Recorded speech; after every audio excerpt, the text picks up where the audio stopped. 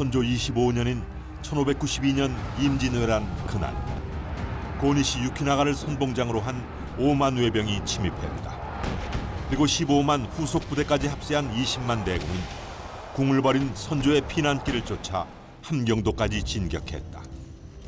사명대사가 외병들과 처음 마주친 곳은 강원도 금강산 유점사였다. 유점사에 침입한 외병들은 사찰의 불상과 불구들을 노략질했다. 외장은 목숨을 희롱하며 칼끝에 실었다. この大東で聞くじゅ隠してやる宝を全部出せ. 다 내놓으세요. 그래야 목숨을 부지해요. 칼날에 짓눌린 채 맞이한 죽고 사는 생사의 위기. 그 위기를 구한 것은 더 날카로운 칼날이 아니라 진심 담긴 부처의 마음, 그 자비의 힘이었다. 감로 대화 속에 지옥이 보이느냐? 너희도 부처님을 따르는 자들이거늘 어찌 화탕지옥 속의 지옥불을 보지 못하느냐? 너희들의 살육을 멈추고 너희들의 그 흉하고 악한 무기들을 사용하지 못하게 하는 것도 부처님의 자비의 가르침을 저버리지 않는 것이다. 비록 적이라도 흉악한 살생을 막아 그들을 지옥에서 구하려 했던 사명대사의 진심. 외장이 굴복한 것은 사명대사의 그 자비심이었다.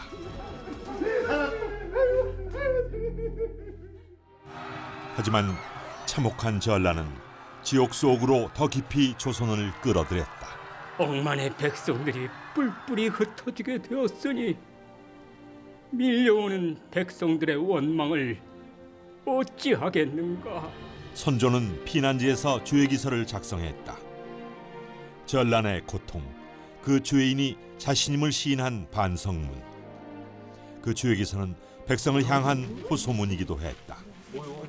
의병 모집한다네. 의병. 선조는 자신의 부덕함을 시인하고 나라 위기에 힘을 보태줄 것을 호소하는 주의기서 방문을 파발에 실었다.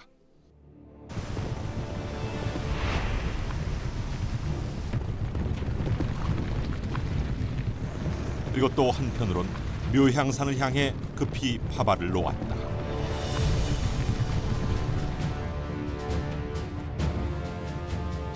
그것은 묘향산의 서산대사 휴정을 팔도 승군들을 지휘할 팔도 도청섭으로 임명한다는 파발이었다.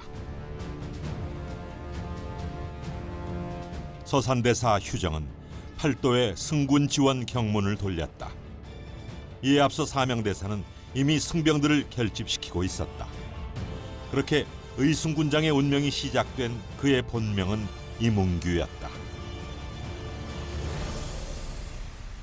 그는 경남 밀양시 무안면에서 태어났다. 속세의 이름 이문규.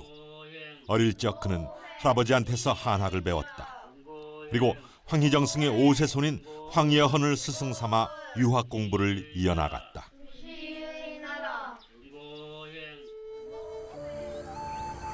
그런 그는 문득 유학을 접고 불변의 지혜를 찾아 김천 직지사로 출가했다. 신묵화상을 은사로 삼아 삭발수계한 그의 법명은 유정, 법호는 사명이었다. 상당히 어렸을 때 여른이 조실 부모를 하셨어요. 그러니까 당시의 억압된 상황 속에서 어머니를 먼저 잃고 아버지마저 여유게 된 데에 대한 심리적인 불안, 이런 것들이 많이 있었을 것 같고, 이분의 출가를 가능하게 했던 원인일 것으로 생각을 하고, 또 이분은 분명히 불교 승려였습니다마는 유교적인 배경이 굉장히 탄탄했던 분이거든요. 15살에 출가한 사명은 18살 나던 해 봉은사에서 열린 승과시험에 급제한다.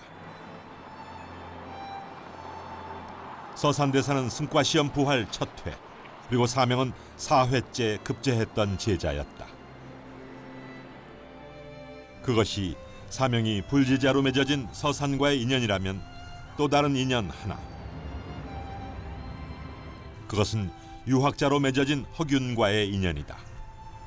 허균은 사명대사의 비명을 쓴 인물로 그 내용들 대개는 허균의 기억 속에 살아있는 사명의 모습이다.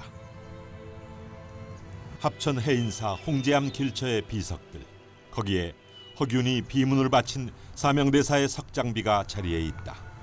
사명대사 유정과 교산 허균, 그 둘의 관계는 불자와 유자의 경계를 넘어선 형제의 인연이었다. 불량이 비록 유자에 속하는 무리이지만 서로 형님 아우라 호칭하는 친한 사이로 누구보다 스님을 깊이 알고 있다. 사명집에 서문을 쓴 허균. 그 문장들은 사명대사의 모습을 그린 유일한 초상화의 다름 아니다.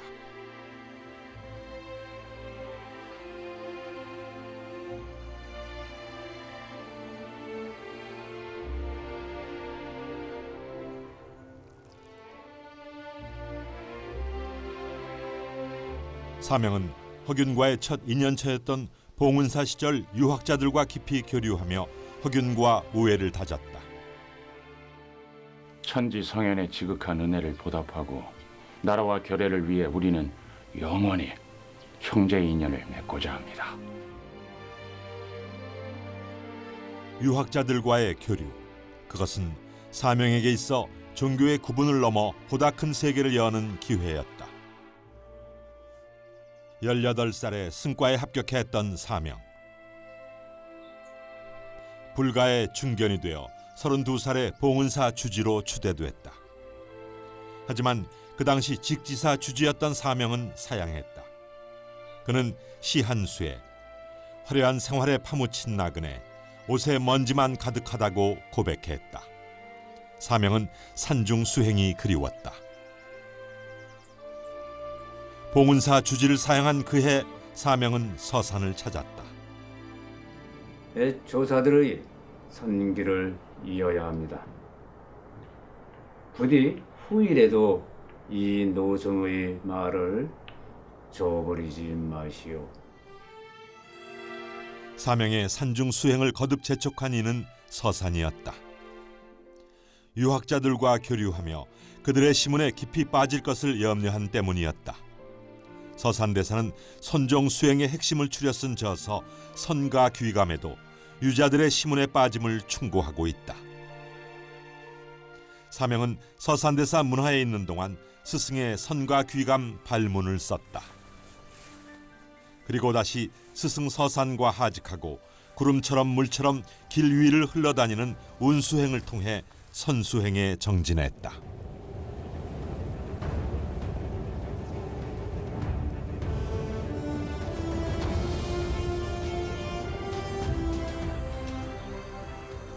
길 위의 걸음 수행, 그 운수행이 닿은 어느 한 자리. 사명은 옥천산 산중암자 상동암에서 큰 깨달음을 얻는다. 사명이란 분은 철저한 사모님이 틀림이 없습니다. 금강산을 비롯해서 오대산 각지를 이력하면서 수행에 정진하게 되는 그야말로 30년 이상을 수행과 공부에 전념했던 철저한 사문이었습니다. 사명은 철저한 수행 정진을 통해 깨달은 뜻을 제자들에게 전했다. 부처는 본디 내 안에 있으니 헛되이 밖에서 치닫지 말라. 사명의 운수행 10여 년간 사명의 곁에서 그 걸음 수행을 지켜주었던 호신불. 그 호신불은 현재 포항 대성사에 봉안돼 있다. 420여 년 세월을 거슬러 만나는 불상과 묵서 한 장. 이 부처님은 사명대사께서 평상시에 몸에 지니고 다녔던 호신불입니다. 그리고 바른장은 이 부처님의 몸속에서 나온 것입니다. 석가모니 부처님께 귀의한다는 사명, 유정의 발환장, 거기 적힌 만력 갑신년은 41살 사명이 운수행을 하던 해다.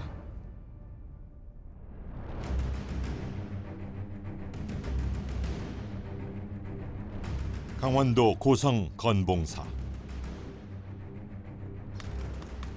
사명대사와 운수행을 함께했던 호신불은 사명대사가 이곳 건봉사에 처음 봉안했던 불상이다. 탑본 작업이 한창인 비석 조각은 건봉사 사명대사 기적비의 조각이다. 복원된 비문을 따라가면 건봉사가 사명대사가 의순군을 모집한 장소라는 사실과 만나게 된다. 호신부를 이곳에 봉안하고 승군을 결집시킨 사명대사의 결기가 느껴지는 대목이다. 하지만 생명을 죽이지 말라는 불살생 계율을 지켜야 하는 승려로서 어떻게 전장에 뛰어들 수 있었을까? 스님의 신분으로 전쟁에 참여한다는 건 굉장히 모순된 행위 아니겠습니까? 불교적 가르침의 가장 기본은 불살생 아니겠습니까? 그런데 더 큰 의미에서 보면 사명단께서 스스로 그런 얘기를 하십니다. 부처님께서 이 세상에 나타나신 것은 중생을 구호하기 위해서 이 세상에 나오셨다. 지금 저 흉측한 외적의 무리들이 칼과 창을 들고서 우리 백성들을, 우리 중생들을 위협하고 있으니 저들을 막아서 우리 중생을 구호해야 되겠다라는 얘기를 직접 남깁니다.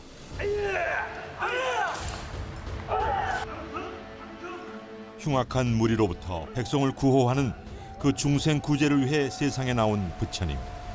건봉사 사명대사 기적비는 그 뜻에 따르고자 한 사명대사의 결의를 전한다.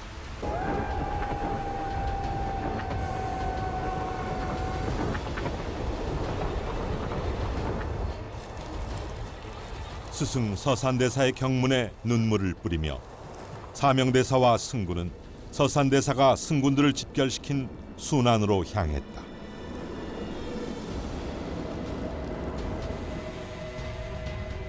이미 왜군들이 지나간 길은 핏물의 길이었다. 사명대사는 그 길 한복판에서 통곡했다.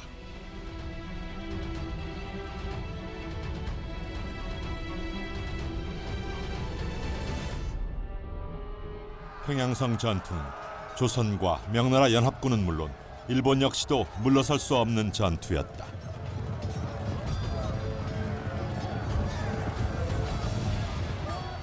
그 이호송이 이끄는 약 5만 1,000명의 명군이 이제 평양에 진입을 해서 이제 고니시 우키나가가 이끄는 일본군을 공격을 하는데, 당시 그 명나라는 이 불랑기포를 대표로 하는 이 서양식 최신 화포를 끌고 옵니다. 조명 연합군과 사명의 의승병은 많은 전과를 올리며 평양성 전투를 승리로 이끈다.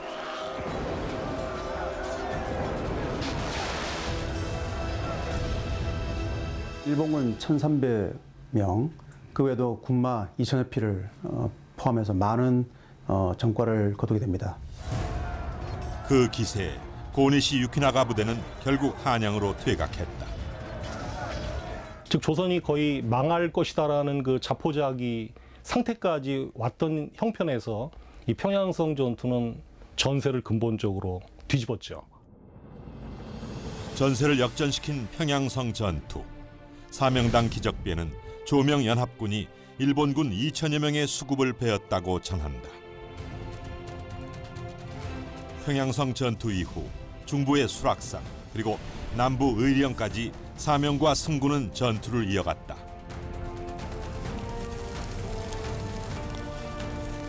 자신의 죽음을 두려워하지 않았던 승려 신분의 승군들, 그리고 불살생 계율을 지켜야 하는 승려들. 그들이 전장에 뛰어든 이유는 무엇일까? 스님 입장에서 살생을 한다는 것은 사실은 불가능해요. 그러니까 원칙적으로는 불가능한 상황인데, 이 세계가 위기에 빠졌을 때 백성들의 고통을 좌시할 수는 없었을 거예요. 백성의 고통을 좌시하지 않았던 사명과 승군들. 밀양 표충사는 그런 사명대사와 승군을 기려 불교식 달회와 유교식 제사를 함께 모신다. 표충사는 사명대사의 사당인 표충사를 옮겨와 그 이름을 따른 사찰이다.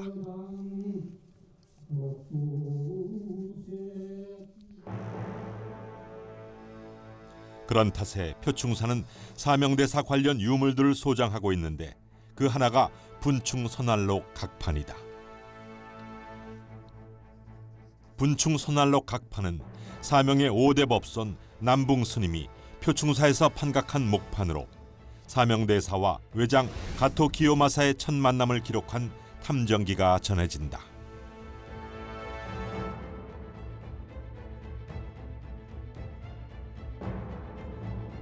후퇴한 외장 가토 기요마사가 군사를 주둔시켰던 울산 서생포. 이곳엔 당시 가토 기요마사가 쌓았던 성터가 남아있다. 세월에 무너진 외성. 하지만 성터엔 적진을 탐정한 사명의 발걸음이 바람결마다 살아있다. 외장 가토 기요마사를 만나면서 사명은 법호를 송운으로 고쳤었다. 가등청정을 만나러 갈 때 처음 썼습니다. 송운이라고 하는 말은 의병장 역할을 했다는 것을 숨기려고 했죠. 그걸 처음에는 숨기려고 했는데 가등청정 금방 알았어요. 금강산에서 오신 스님이십니까? 서생포 회담 시기는 명과 일본이 강화 협상을 진행하던 때였다. 명 측 입장에서 보면 우리가 이 상태에서 굳이 계속 피를 흘려서 일본군하고 싸울 필요가 있겠냐, 이런 대단히 그 현실적인 판단에서 바로 강화 협상, 휴전 협상에 나서게 되는데, 명과 일본 모두 조선을 배제한 상태로 밀실 협상을 하다 보니까 거기에 대한 정확한 정보를 알기 위해서도 바로 이 역시 불교 승려였던 이 사명당 스님을 그 가토와의 협상에 투입했다, 이렇게 말씀드릴 수 있겠습니다. 고니시 유키나가と名の侵入系の間になせるてるわけの条件はご存知? 알지 못하오.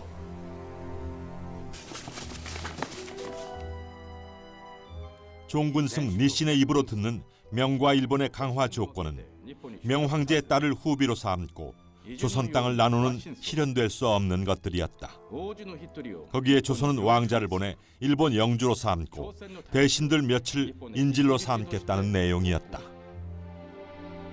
나 같은 산성조차도 100번 죽어도 따르지 못할 것을 하물며 천자가 따르겠소? 절대 불가하오. 강화 협상의 속내를 사명은 분명히 알아냈다. 영토 할양 문제가 논의된다거나 뭐 이런 문제는 굉장히 심각한 거거든요. 이 심유경과 고니시의 회담을 또 파탄으로 몰고 갈 수 있는 열쇠를 얻을 수 있다고 본 겁니다. 조선의宝は何だと思うか? 조선에는 없고 당신 나라에는 있어이다. 我が国にある朝鮮の宝とは何だろう? 당신 목이 조선 백성이 가장 귀하게 여기는 보물이요. 가토 기요마사는 굽힘없는 사명의 당당함에 감동해 글을 청했다. 너희 것이 아니면 터럭 하나도 가져가지 말라 호통치는 사명의 글에 가토 기요마사는 사명을 우러러 보았다.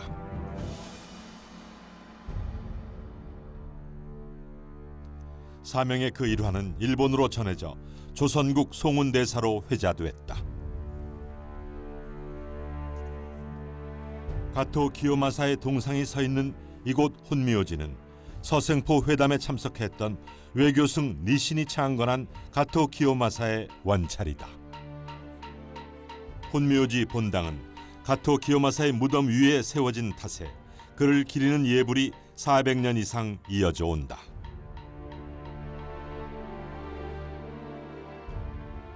니신은 서생포 회담 때 사명에게 법어를 청했었다.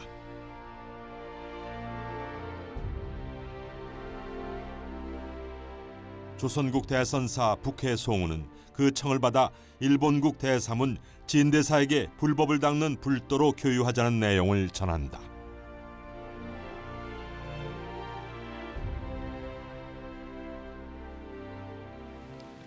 명과 일본의 강화 협상이 진행되는 동안 전투는 멈추었다. 하지만 영남 도총섭 임무를 맡은 사명은 왜군의 재침을 대비하고 있었다. 대구 동화사에 남아있는 나무밥통 비사리구시. 사명과 승군들은 이 비사리구시의 밥을 나누며 왜군의 재침을 대비했다. 동화사는 영남 지역 승군 본부였다. 영남 취영 아문의 취는 스님들의 먹물 승복을 의미한다. 따라서 영남 취영 아문은 영남 지역 승려 군영의 문을 이룬다. 니씨는 영남 도총섭 사명에게 일본의 정보를 전해왔다. 사명은 그 일을 상소로 올렸다. 분충선알록은 그 기록을 이렇게 적고 있다.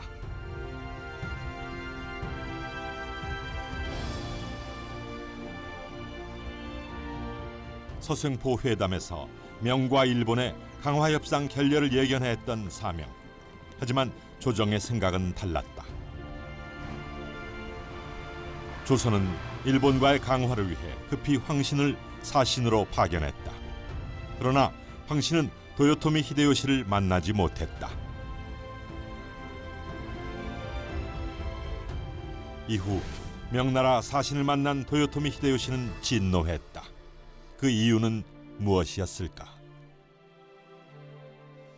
조선에서 완전하게 철수한다는 조건하고 또 그 자기 책봉 이외에는 아무것도 이루어진 게 없다라는 그 결과에 대해서 상당히 격분을 한 겁니다.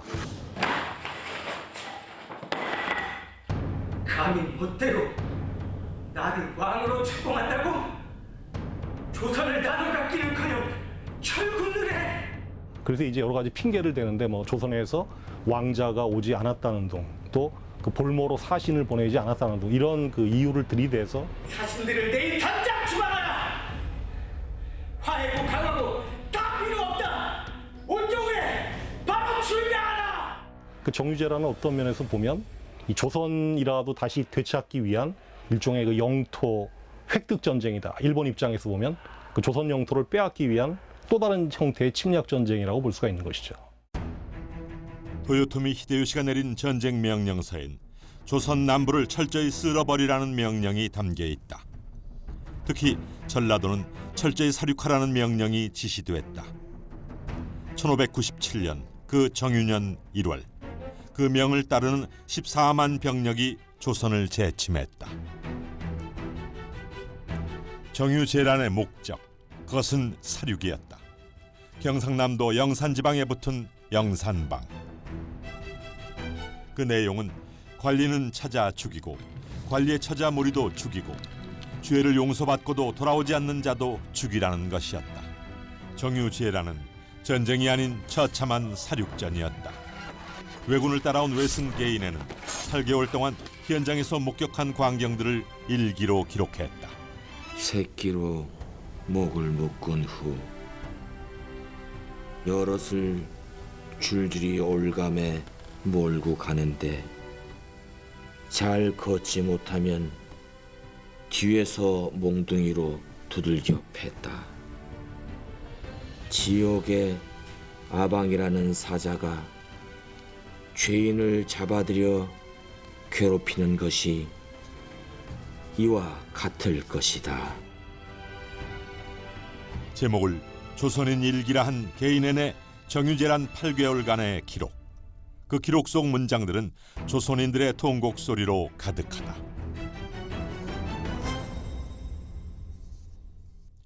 조선의 땅은 조선의 살과 함께 썩고 바람은 조선의 울음에 흐느껴 불며 풀들은 조선의 피로 자랐다. 임진 정유전라는 전쟁 역사에서 가장 참혹한 전쟁의 하나였다. 대략 한 50만에서 한 80만 정도 보고 있습니다. 당시 조선 인구를 우리가 한 1000만 전후로 지금 보고 있습니다만 그렇게 따지면 대략 한 인구의 한 7% 정도가 아마 피해를 입었던 것 같습니다.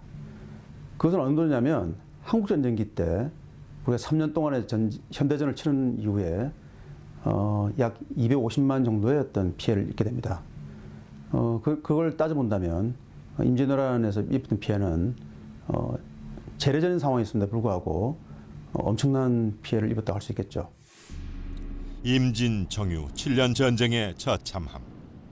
당시 인구의 7, 8%, 많게는 80만 명에 이르는 그 엄청난 사망자 때문만은 아니었다.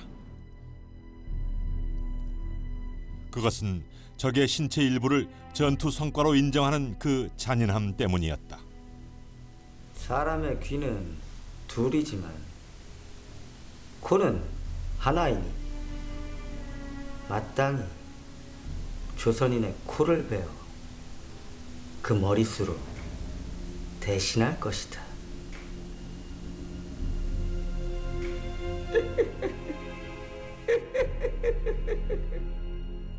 사살한 적의 코로 전투 성과를 보상하겠다는 도요토미 히데요시의 잔인한 명령은 조선을 참혹한 전란 속으로 몰아붙였다.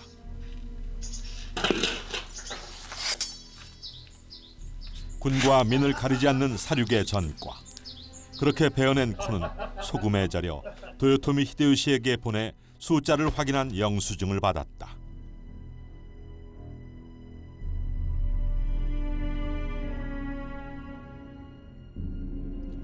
전라도 김제에서 베어낸 3,369개라는 숫자. 하지만 그것은 한 부대 전과에 불과하다. 全部合わせるとそれは1万という数を超えていると思います。ただしこれは報告書に残った数字だけですから、実際に何十万あったか、あるいは何万ぐらいでとどまったか、それは分かりません。ですからあまり大きく誇張するのもおかしいと思いますが、少なくとも万単位の花がそがれた。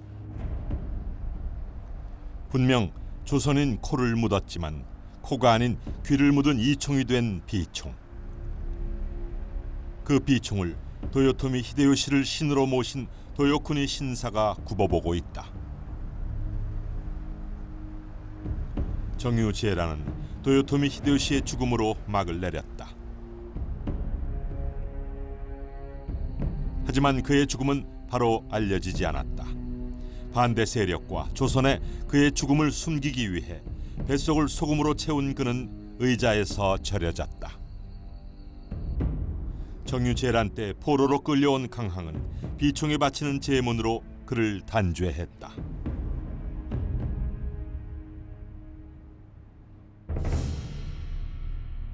종전 5년 만에 스시마 도주 소 요시토시는 거듭 화친을 요청해 왔다. 하지만 조정 대신 누구도 사신행을 거부했다. 유일한 해결책, 거기에 사명이 있었다.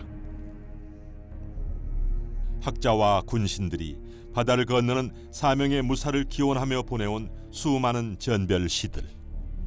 그 중엔 무명 시도 있었다.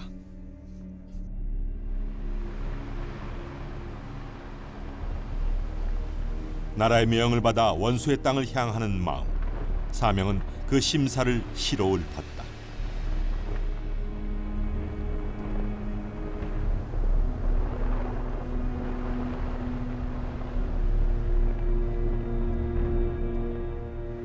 공식적 사신이 아니었던 사명. 그러나 조선 조정은 사명의 외교 능력을 믿고 있었다. 조선 초부터 이 조일 간의 외교 교섭에서 일본 측에서 대체로 그 외교관 내지는 외교 문서를 작성했던 인물들이 되게 불교 승려들이었습니다.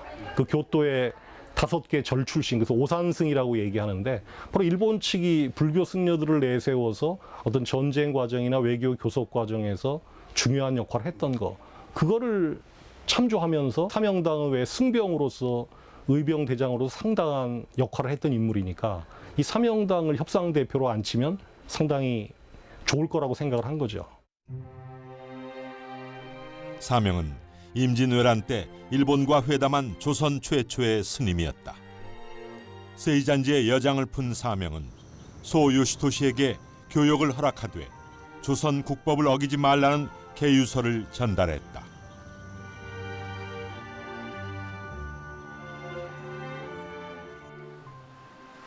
하지만 사명은 스스로의 근심을 달리하고 있었다.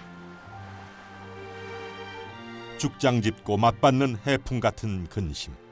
사명은 그 심사를 시 속에 풀어 담았다.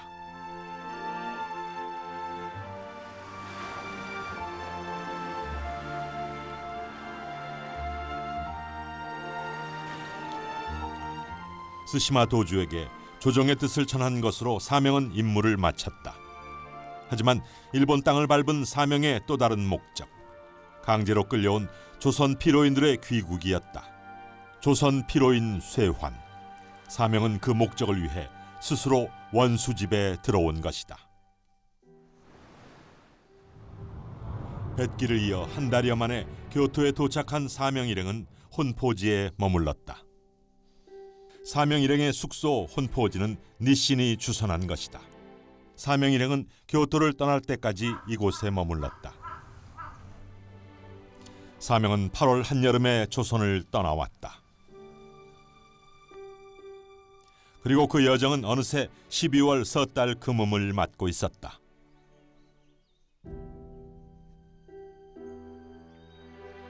교토에 도착한 이후 도쿠가와 이에야스와의 면담을 위한 기다림은 길어지고 있었다. 사명은 초조하고 답답한 날들을 견뎠다. 그리고 내려놓을 수 없는 태산 같은 사명감을 짊어진 채 일본 불교계에 영향력 있는 승려들과 교류하고 있었다.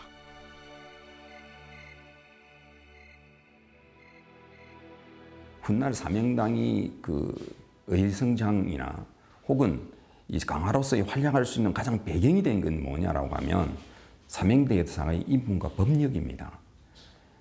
일본에서도 사명대사가 그렇게 존경을 받을 수 있었던 것은 사명대사가 서산대사의 법을 이은 선과 교회 두루능통한 고승이었다는 겁니다. 선고승으로 존경받았던 사명의 자취는 이곳 코쇼우지에도 남아있다. 코쇼우지 창건주 엔지는 사명의 명성을 듣고 혼포지에 머물고 있던 사명을 찾아와 불법을 청했었다. 그리고 사명의 법문에 감동해 제자되길 청했다. 사명은 그런 엔지에게 법호와 자를 내렸다. 사명이 엔지에게 친필로 내린 자는 허응, 법호는 무염이었다. 모든 중생을 뜨거운 지옥불에서 구제한다는 관음보살의 서원이 담겨진 유목이었다. 엔지 화상은 이후 달마를 종조로 하는 임재종으로 개종하여 이곳 코쇼우지를 창건했다. 송은 사명과 엔지의 인연 깊은 코쇼우지. 그런 탓에 코쇼우지엔 송은 사명의 짙은 재취가 배어있다. 때문에 사명대사의 자취를 쫓아 코쇼우지를 방문한 성파 스님과 법기 스님은 사명대사의 묵적과 마주해 감회가 남다르다. 유약 강호만 홍진 20년이라 백구 유의하여 400여 년의 인연자리 동도사 방장 성파 스님은 코쇼우지에서 사명대사를 만난다. 홍진 20년이라 홍진이란 것은 세상에 복잡한 일들이 많았다 이런 뜻이라. 그래서 그 세월이 10년이나 늦은 세월이 10년이나 걸렸다 그런 이야기고, 그 다음에 백구여유하여, 백구라는 것은 이제 갈매기인데 갈매기가 뜻이 있어가지고, 갈매기는 좀 산을 넘고 물을 건너고 할 수 있거든. 그래서 내가 갈매기가 돼가지고 늦게나마 산을 넘고 물을 건너서 고월 상암전이라 이게 암자에 여기까지 왔다 오게 됐다. 복잡한 세상사에 10년이나 늦게 만난 제자, 그 인연에 거칠 데 없이 바다를 건너온 갈매기. 사명은 선종의 한 뿌리를 그렇게 일본에 내렸다.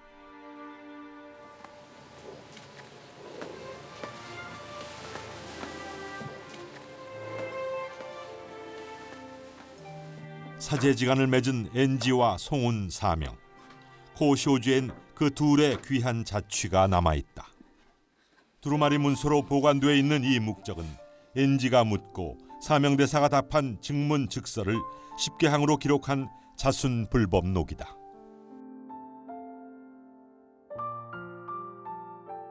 제1견성오도 청판12. 부처는 무엇인가? 엔지가 물었다. 사명이 답했다. 마음이다.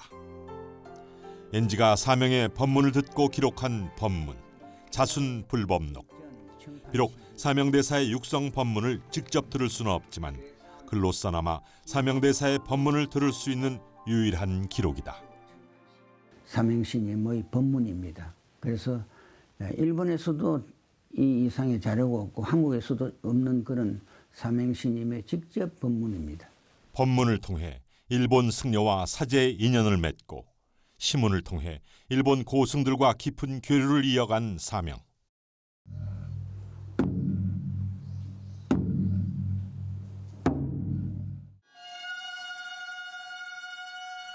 (400년) 전 선종으로 개종한 고쇼우지. 엔지와 사명이 맺은 동쪽 끝의 불법 인연은 달마를 종조로 삼은 고쇼우지 선가의 수행으로 이어져 매년 10월이면 달마 법회를 열고 있다.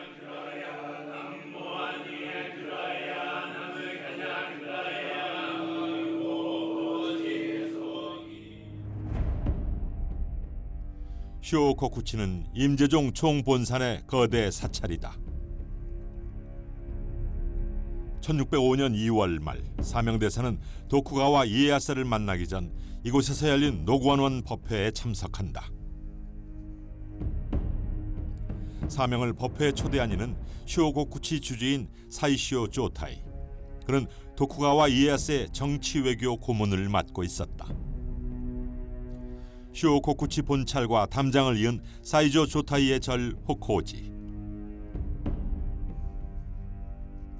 이곳에서 열린 노관원 법회는 사명대사를 초청한 대규모 시회였다. 사명은 선시를 통해 그들에게 자비정신을 일깨웠다. 종교적인 양심에 호소한 사명에게 일본 고승들은 경의를 표했다. 그리고 사이시오 조타이가 배석한 도쿠가와 이에야스와의 만남이 이루어졌다. 조정에다가 보고하지도 않은 말하자면 일본 본토까지의 덕정가강을 만난다고는 상상도 하지 못했어요. 조정에선 상상도 못한 사명과 도쿠가와 이에야스와의 만남. 사명의 피로인 쇠화는 일본 절대 권력을 상대한 강력한 요구였다. 두 나라 백성들이 오랫동안 전쟁의 도탄에 빠져 있어 그들을 구제하러 왔소이다. 淫乱の時関東によりわしの兵士は海を渡って従軍した者は一人もいなかった。したがってわしは朝鮮の敵ではない。 그 마음이 진심이면 조선인 피로인들을 한 명도 빠짐없이 돌려보내시오. 그것이 조선과의 교류보다 우선이고 명천조의 조공보다 우선이외다. 大使の欲求通り朝鮮の日女人みんなを返す。これがわしの真心だ。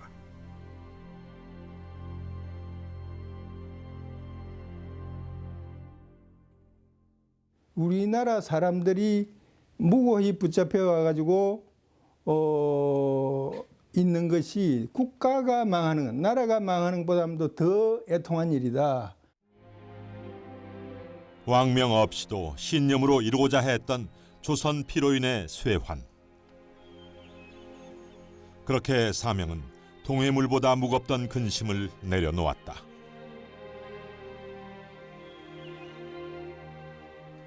사명은 1605년 3월 27일 일본을 떠났다. 그해 5월 사명은 1390여 명에 달하는 조선인 피로인을 데리고 돌아왔다. 그것은 스승 서산대사의 유훈이었고 자신의 신념대로 행한 자비보살의 길이었다.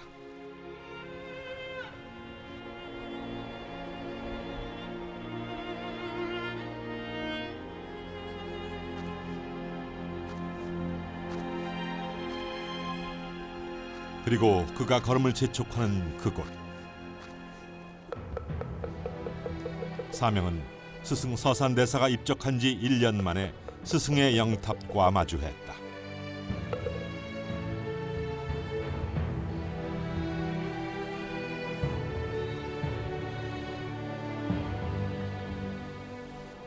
스승의 가르침은 하늘과 같고 그 은혜는 땅과 같은데 다시 배울 겨를도 없이 본래 근원으로 돌아가셨으니 나는 스승의 음성과 모습을 생각하며 스승의 지팡이와 신발을 어루만지니 가슴이 메어집니다. 스승의 입적 소식에 묘향산으로 향하던 사명은 도중에 어명을 받고 탐적사로 바다를 건너야 했었다.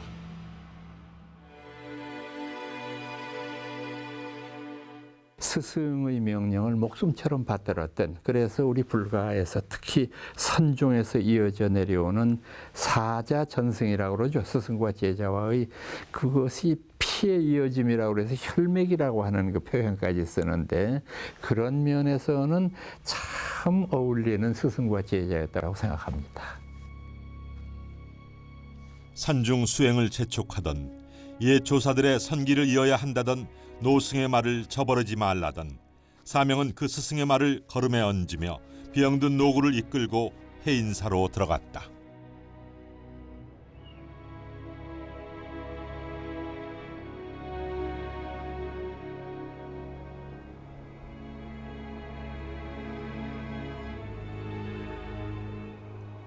그리고 도쿠가와 이에야스의 정치외교 고문 사이시오 조타이에게 필요인 쇠환을 재촉하는 편지를 썼다.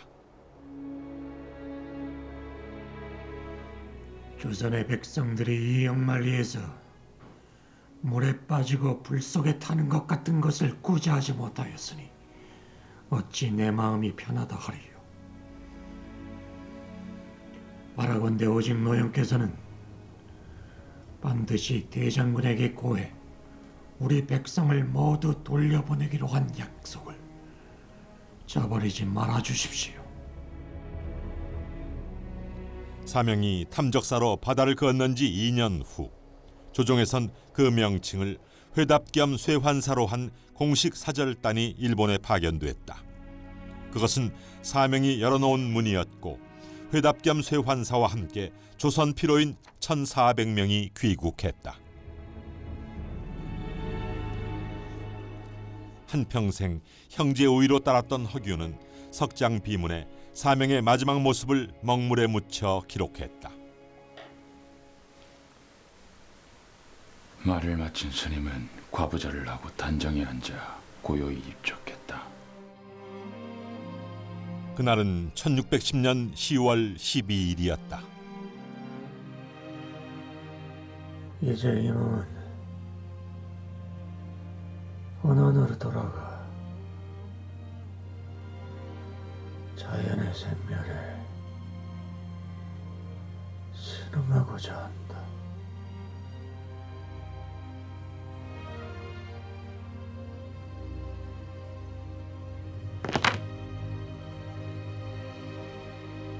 스님의 복구를 해인사 서쪽 산기슭에 화정하고 이마사리 정과 한 개를 탑에 봉안했다.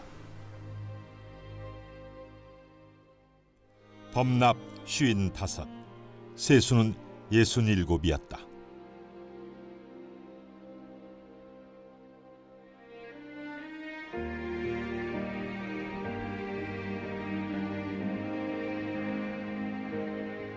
해인사 골짜기 이름 없는 한기 무명의 부도.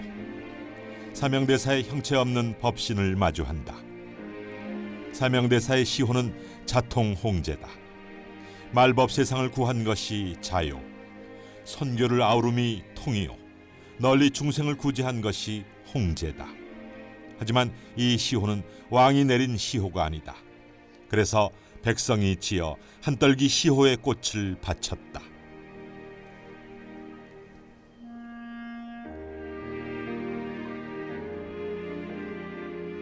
허규는 비문을 짓기 전 사명의 시호를 지었다. 사사로이 지은 사호. 그래서 왕의 시호가 아닌 백성이 바친 시호 자통홍제 존자. 사해와 같은 큰 천하를 살았던 분입니다. 어리석은 생각에 구름과 소울에 누웠다는 사해 송운 노스님. 스스로 송운이라 호를 삼으니 푸르른 소울과 흰 구름이 대사와 더불었다.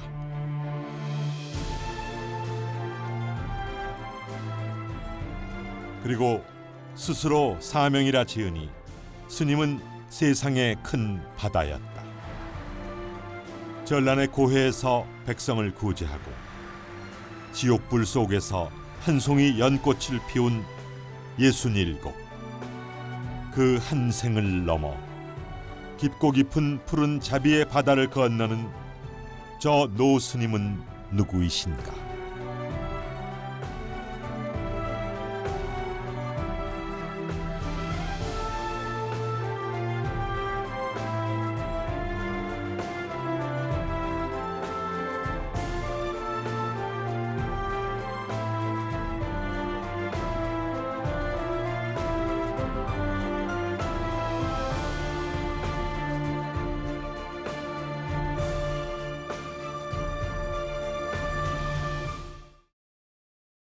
Thank you.